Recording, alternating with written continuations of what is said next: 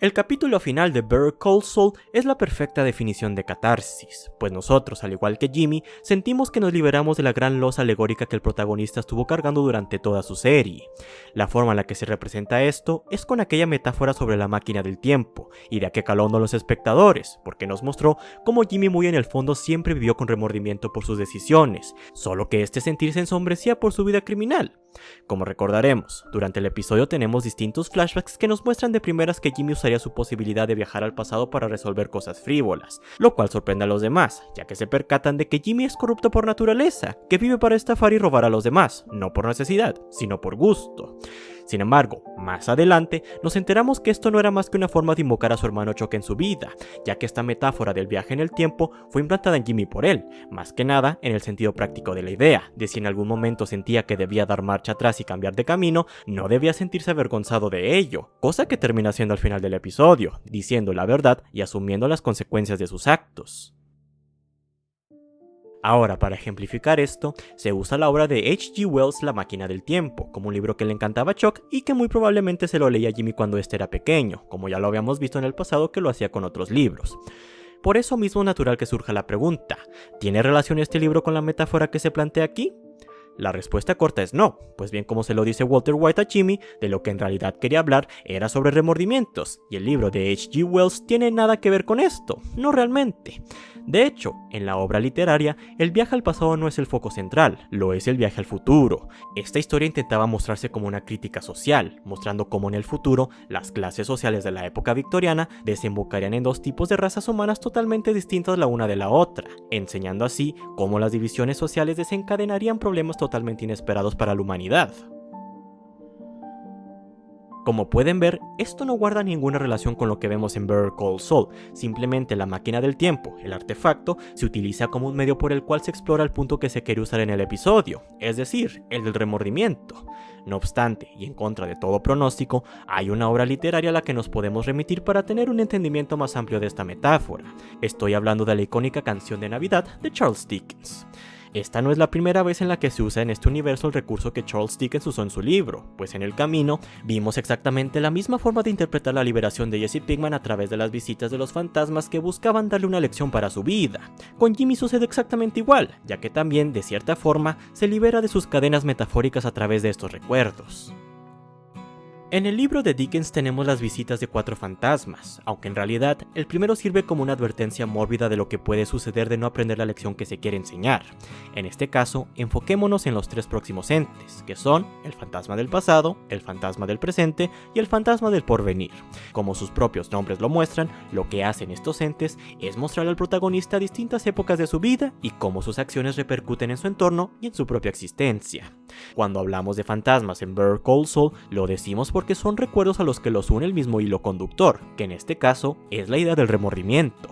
Obviamente con Jimmy nos desprendemos por completo de la idea del pasado, presente y futuro, pues todos estos recuerdos, valga la redundancia, ocurren en el pasado. Sin embargo, la enseñanza es la misma. Si Jimmy tuviera la posibilidad de viajar al pasado, ¿qué cambiaría?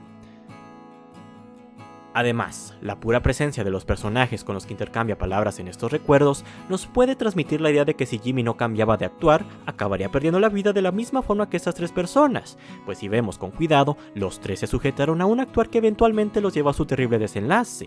Con Mike y Walter es muy fácil entender cómo el hecho de no cambiar su actitud fue lo que los llevó a perder la vida, ya que una vida criminal es como tener un contrato con el diablo, el cual puede expirar en el momento menos esperado. Por el otro lado, con Chuck es un tanto más complejo y profundo, pues el actuar que eventualmente lo lleva a perder la vida está relacionado con sus sentimientos de odio y amor por su hermano, idea que como vemos, al no superarla, lo lleva a atentar sobre su propia vida. Por eso mismo, cambiar de camino es lo que eventualmente salva a Jimmy de tener un final similar al de estos 3 personajes. Solo tenemos que ver su actuar antes de que lo atraparan. Jimmy se estaba metiendo en un descenso de demencia que lo iba a llevar a tener un desenlace tan trágico como el de esos 3 individuos. Así que como pueden ver, hasta aquí el remordimiento y la forma de enmendar el actuar se asemeja bastante a la obra de Charles Dickens. Esto es porque más allá del mensaje de remordimiento, Walter, Mike y Chuck son heraldos de lo que le puede suceder a Jimmy de no cambiar su actuar, cosa que al igual que en una canción de Navidad, ocurre en el momento adecuado para que el protagonista enmiende su camino. Pero ¿cómo ocurre esto? La respuesta la vemos en su juicio. en donde sus intenciones cambian después de ver cómo Kim fue capaz de redimirse y él no. Esta es la gran génesis de todo, porque Jimmy sabe qué es lo que lo carcome, solo que huye de los sentimientos de culpa al darle rienda suelta a su actuar criminal. Por eso mismo, cuando tenemos estos recuerdos con estos tres personajes no lo expresa. Este póster promocional nos lo estuvo anticipando durante mucho tiempo. Su faceta de Saul Goodman no era más que una fachada para esconder la enorme soledad y vacío con el que vivía, en especial desde que Chuck se quitó la vida y Jimmy sabía que él estaba detrás de eso. Saul Goodman no era más que un escudo en contra del remordimiento. Aún así, Chuck siempre se filtra en la vida de Jimmy, incluso durante su etapa como Saul Goodman. Por eso mismo vemos cómo Jimmy conservaba el libro de la máquina del tiempo en su opulenta casa aún después de muchos años del deceso de Chuck y durante su etapa más putrefacta. Esto es porque su hermano siempre fue esa parte en Jimmy que siempre quiso hacer las cosas bien, siendo recto y exitoso. Recordemos que después de salir de la cárcel la primera vez, Jimmy quiere parecerse a su hermano y labrarse una carrera profesional honesta. Pero como lo presenciamos en toda la serie, esto no funcionó por la naturaleza del protagonista. Sin embargo, y a pesar de todo esto, esa parte quedó oculta dentro de Jimmy, ese lado que estaba representado por Chuck. Y de la misma forma en la que el libro de la máquina del tiempo quedó empolvado dentro de un cajón en la enorme casa de Saul Goodman, Jimmy tenía que encontrar su propio remordimiento. Volviendo a los fantasmas y a su relación con el libro de Charles Dickens, en el episodio final, estos recuerdos se pueden ver como un continuo en la metamorfosis de Jimmy como criminal. En retrospectiva creo que lo adecuado hubiera sido poner los recuerdos en orden cronológico, pues entre más criminal es Jimmy, menos claro es el remordimiento que tiene, tal y como le sucede al protagonista de una canción de Navidad, quien no entiende en realidad el mensaje hasta la última visita del último fantasma. Los dos primeros recuerdos, es decir, Mike y Walter, están ahí para culparlo, para hacerle ver a Jimmy lo corrupto y avaricioso que es. En cambio, cuando llegamos con Chuck, se siente como la estocada final, a pesar de que es el único de los tres que es compasivo y amoroso con él. Sí, se puede discutir mucho sobre si en realidad Chuck quería a Jimmy o no, más que nada por la infinidad de ejemplos que hay en la serie, pero el intercambio de palabras aquí muestran que detrás de los celos y el desprecio por las mañas de su hermano, sí había amor por su hermano en Chuck.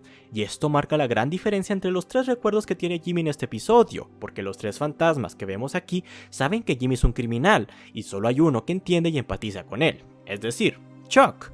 Recordemos por un instante el juicio de Jimmy, en donde Chuck, a pesar de que estuviera empeñado en acabar con la carrera de su hermano, expresa con seguridad que no hay maldad en Jimmy, que simplemente tiene una forma muy corrupta de hacer actos nobles. Pero aún así, y esta es la razón del juicio, Chuck esperaba que Jimmy se responsabilizara de sus actos y asumiera las consecuencias de estos, cosa que vemos sucede hasta el final de la serie, después de tanta agua bajo el puente y de tantas mentiras y estafas. Y como consecuencia, Jimmy aprende qué era lo que en realidad quería Chuck, es decir, que se responsabilizara por su actuar y que asumiera las consecuencias que venían con esto. Otro simbolismo del que también se debe hablar con estos flashbacks es el del agua. Además de la conversación sobre la máquina del tiempo, la constante en los recuerdos es el agua.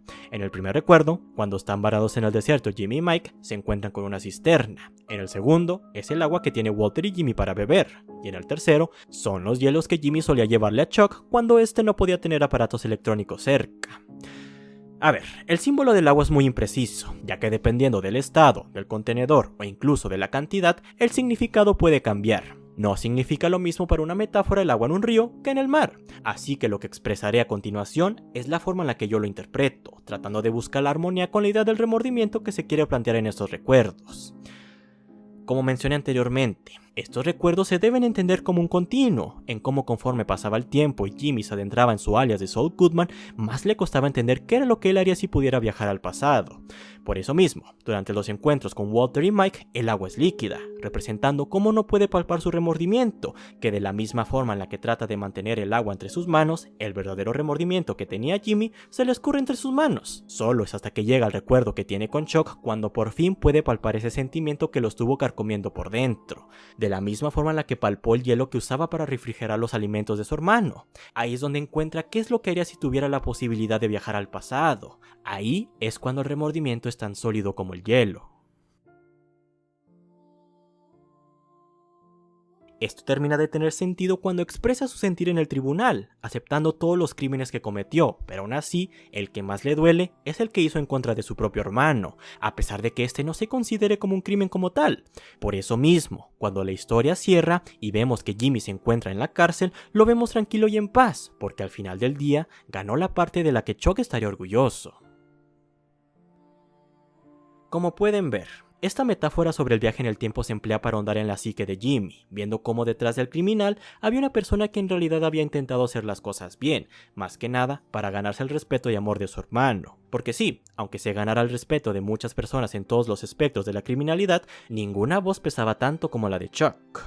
Y bien como lo dice él al final, siempre va a tener que vivir con el remordimiento de que le hizo daño a una de las personas que más quiso en su vida.